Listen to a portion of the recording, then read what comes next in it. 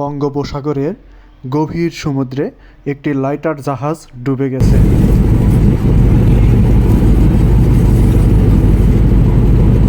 জাহাজটির নিচের হাল প্লেট ফেটে যাওয়ার কারণে জাহাজের হ্যাজে পানি উঠে যায় এবং যার ফলে জাহাজটি ডুবে যায়। কিন্তু জাহাজটিতে পানি ওঠার পরও জাহাজটি সম্পূর্ণ ডোবে নাই, কারণ এখানে পানি খুব একটা বেশি নাই, পানি গভীরতা খুবই কম, যার কারণে জাহাজটি সম্পূর্ণ ডুবে যায় নাই। কোনো কুলগুলি না দেখা যায় না।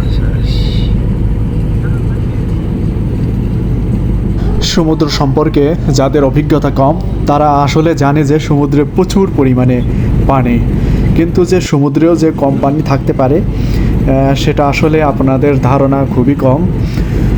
সমুদ্রে সব জায়গায় গভীরতা এক না, এক এক জায়গায় এক এক রকম।